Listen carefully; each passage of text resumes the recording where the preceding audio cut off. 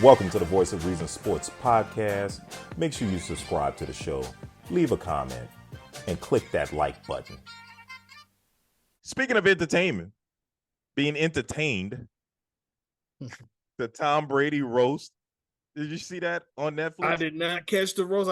I'm hearing little things from it, but I have not caught it. So I'm gonna have to rewind that and catch that. Yeah, I'm gonna have to pull it up. I didn't watch it either, but I saw some of the clips. I saw like the jokes from Kevin Hart, which were funny, man. It were pretty raw too, you know. Man, look, if you want to see some roast, look at the old comedy roast on Comedy Central. Mm-hmm. You want to talk about going deep and low with the blows? Oh my God. I've seen it. I've seen the ones with Martha Stewart. They were going at her. Oh, Martha Stewart joint was funny too. That joint was hilarious. Yeah, man. She's actually pretty funny. She is. I mean, obviously they got professional comedians writing the jokes. But right. She still got to deliver it. You still got to deliver. You still got to have the timing for it. You're right. But some of the jokes, man, I heard, which kind of part of the controversy that's coming out of this is that Tom Brady's ex-wife, she wasn't happy about the jokes regarding her. Like Kevin Hart went kind of low, you know, talking about her, you know, being with Antonio Brown, you know, some personal trainer or whatever he said. You know, the thing with the personal trainer. It was called, you know. I was like, ooh. So apparently it's come out that she was not happy about those jokes. And then, in fact, at one point, I forget the guy's name. He's like a master roaster. He's always at these roasts. The bald head guy. I can't think of his name right now. But yeah, he was doing a roast, and he was talking about Tom Brady. And in some kind of way, he got onto Robert Kraft. And you can see Tom Brady whisper something in his ear. And he stopped that joke. Wait a minute, really? So mid joke, he was saying something about Robert Kraft and that whole massage. He stopped the joke. Oh yeah, I'm definitely glad to catch this. Yes, but I hear now too, since you didn't watch it live, they edited the show now. Man. But they took out one part and apparently I didn't see it, but I want to watch it. Apparently, they called Kim Kardashian up there to tell some jokes, and the crowd booed her or something like that. Well, they took that out. Yeah, I don't know. I don't know if it was her on her way up to the stage, but at some point they booed her. But Netflix has cut that portion of the video out. Oh my God! Yeah, man. So this roast is really garnered a lot of attention. Well, you know, this is supposed to be the quote unquote dead part of the season for our sports. So stuff like this is going to go. I mean, I know baseball is going full swing, but you know, there's no football, basketball's ending. You know, right. Yeah, maybe they should have waited a little bit longer. I got too much stuff going on where I can't pay attention to it. Maybe they should have held off until like July or something like that, or August. I would have watched it live. But but from the clips I saw, it seems to be pretty interesting about what happened at that roast, man. So I'm sure Tom Brady is like probably like F it. I mean, what Giselle gonna do now? They already divorced, so yeah. You didn't like the jokes? Oh well. Yeah, well, if I was your husband, I would have defended you. Right. But never mind. Yeah, never mind. I mean, what you want me to do? Right. You lucky I didn't say anything about you. Right. Look at him, add something to the joke and give him some more material. Right. The real joint. Yeah, I'll tell the real. It wasn't just Antonio Brown. Hold up. It was this other guy. Right. Yeah. No bull. Yeah, man. So interesting stuff that happened with the roast. I'm gonna have to check it out. But I gotta check this roast out now. Yeah, and you say it's on Netflix. It's on Netflix, dude.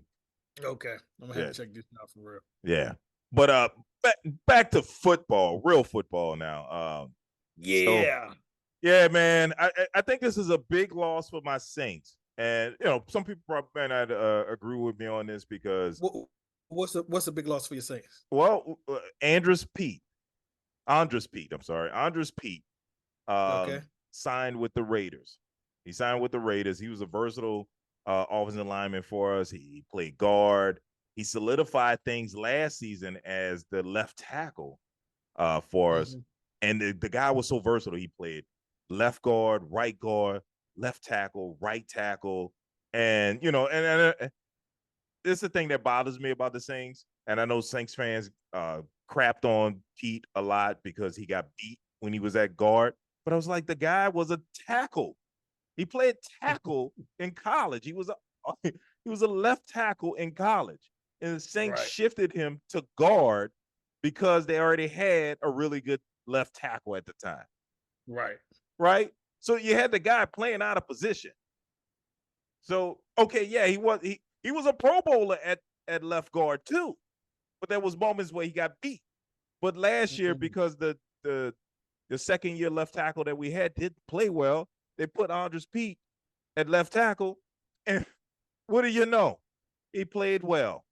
We no longer had a problem with Derek Carr getting sacked. Go figure. Yeah, go figure. The position you drafted him at, you put him there, and he played well. But I think this is a big problem for the Saints because now this means we only have 2 healthy starters with Eric McCoy and Cesar Luis, who are both playing out of position too. Cesar Luis was drafted as a center. Eric McCoy was drafted as a guard, but some kind of way they flip-flop. Eric McCoy is our center. Cesar Luis is a right guard. I don't know how that works, but that's what the Saints do. But yeah, but we only got 2 healthy starters because Ryan Ramczyk is still dealing with knee issues and could be a career ending type injury with him. They're not sure what's going to happen with him. So right now we got to totally rebuild our offensive line, which is going to be tough. You know, I mean, we already got a quarterback that's kind of shaky when there's pressure on him. So it'll be interesting to see how the Saints reshape this offensive line going into the season. Because I don't even know if Trevor Penning is even worth putting out there because he was struggling really bad last year. Yeah, this is something, you know, Saints fans, you got to think about, man. Offensive line is very important, man. If you can't get that offensive line to protect your quarterback, we saw the beginning of the last season. Derek Carr, he got knocked out of 2 games. You know, he didn't look good when there was pressure in his face. So, who looks good with pressure in their face? I can't even blame him for that. Right. I mean, if you got pressure in your face, that's the main thing that stops a quarterback, slows down the quarterback. Exactly. Pressure, especially up the middle. Up the middle, yeah, exactly.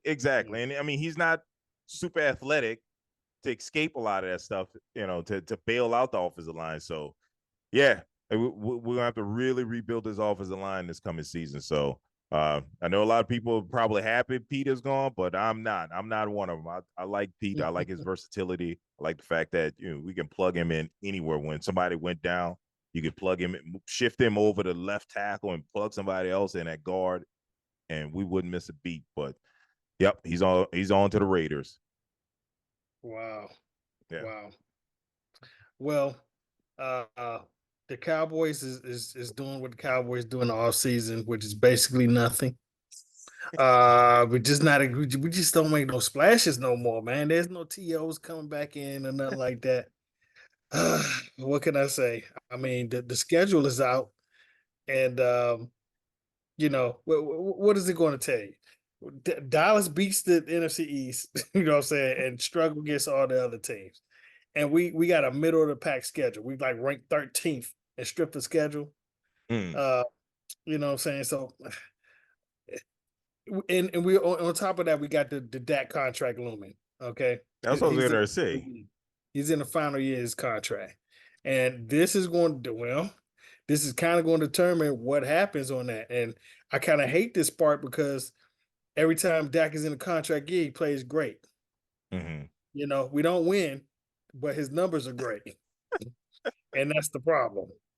So long as he puts up some kind of statistical numbers, I mean, he led the league in passing touchdowns this year. Do you know what I'm saying? He did? He puts up yeah, he led the league in passing touchdowns. I didn't even realize that. Yeah, like 37. Oh, okay. Okay. You Must have know, been a bad year for quarterbacks. well, I mean, you know, normally that number's like 40 something. You know, Right. normally it's 40 something for the leading score. Even Tom Brady, when you know his last couple of years, he was leading the leading touchdowns like 42, 41 passes, touchdown passes. Right. You know, but he'll put up the gaudy stats and give you hope. Mm-hmm. You Mm-hmm. know, and if Jerry didn't learn by now that those are Jimmy's championships, the last 30 years should be proof. Okay. You Mm-hmm. need somebody in there to know football. I'm tired. I'm tired of him being just good enough to be good enough. You know, you need to be able to go past that and be better and improve. And that's it's just not happening, man. We get to above average very well, but we can't get to great. You know, and this stuff like this is happening in the offseason, thinking we're good enough. You know, we're good enough. This team's good enough to win. Well, what happened? Why didn't they win then? You know, why are you getting dominated by the youngest team in the league Right. at Right. home? Right. You know, so um it feels so disappointing. I hate feeling disappointed after we don't won 12 games 3 years straight. You went to I shouldn't feel like this. Right. You know what I'm saying? I should have hope, like, okay, we just right there. We right there. But I If we just need this one player, we need to solidify this one position or something like that, yeah, right? when you win in 12 games, that's what you should feel. Right. But I don't Right. feel that. I just don't. They're gonna have to show it to me, man. They really are. Well, I mean, I thought it was funny you guys I don't want to say re-signed, but you brought back Zeke. What can I say? The Jones love nostalgia. They love nostalgia. Like living in the past. They love, and that's how Jason Garrett got back in, you know, Yeah. because he was the backup quarterback on the Super Bowl winning teams, you know. Eh, he brought back Mike Zimmer. You know what I'm saying? He loves the nostalgia. So anybody who used to play for Cowboys or affiliated with the Cowboys, they're always welcome back. And then the main guy who was responsible for those Super Bowls, clearly, you keep him out of that Ring of Honor for 25 years. What kind of jackass move is that? Wait, You who was know? that? Emmett Smith? No, that was No, Jimmy no. Johnson. Jimmy Johnson. That's right. He just got put in the Ring of Honor last year. I know that was insane. Crazy, you know? And for Pride. what? Yeah, it's pride. It's just all pride, you All know, and pride. that's what we're stuck in. We're stuck into the Jerry Jones pride right now. Mm-hmm. That's why we cannot get better. We're just going to be good enough to be good enough. Yeah, yeah. Well, it's sickening. It's really getting sickening. Yeah, I hope y'all stay there too, because well, I can't argue the latter because of what we've been doing, but you know, when we do it though, I'm gonna be loud. I'm gonna be very, very loud when we do it. Yeah, well, you know what? We have to do another one of our bets. You know, yeah, where the loser got to wear the opposing team's jersey and take a picture and make it a yeah, I was there for picture. that last time. I think you declined last time we had that opportunity. About? But you know, the last time we had the opportunity for that. The last I don't time, know about that. I mean, I think you turned that that last time we down. did it, you lost. And your profile picture oh my was God. you in You going back jersey. A decade ago. Come on, man. A decade ago. And then I don't think you did it the following year, something like that. Something you ain't want to do it the following year. No, we didn't play each other. I think we did play each other the following year. No, my bad. That was the second year. We played each other back-to-back years, but that was the second year. That was the second year. Yeah, and that's what we set the record for first downs in the game. Yeah. Something ridiculous, like 44 first downs or something against y'all. Yeah. Well, that was 20 years ago. Yeah. Well, anyway, we speaking of nostalgia. Hey man, that was funny to me. We ought to do that again. That was better than taking your money or buying or having you buy me dinner. I don't think I personally don't think you would do it if we played each other now. Who makes you think I would do it? I don't think you'd do it. Like I said, I know the last time we had the opportunity for this, you turned it down, sir. I don't recall. Never tell me we didn't play each other in 12 years. I do not recall. Of course you don't. All right, man. Let's wrap this thing up. Oh, hey, by the way, the Saints are on Dallas. I just looked at the schedule. We definitely play this year. Oh, we play this year? Yes, we do. Oh, I don't feel comfortable with Derek Carr. Yeah, we got you recorded now, homie. I don't feel comfortable with Derek Carr. Nope. Oh, here we go. Yeah. Wrap this thing up. Thanks for joining us again. We do this thing every week. Make sure you like, comment, and subscribe, and we'll see you next week. Holla. I'm not making that bet with no damn Derek Carr at quarterback.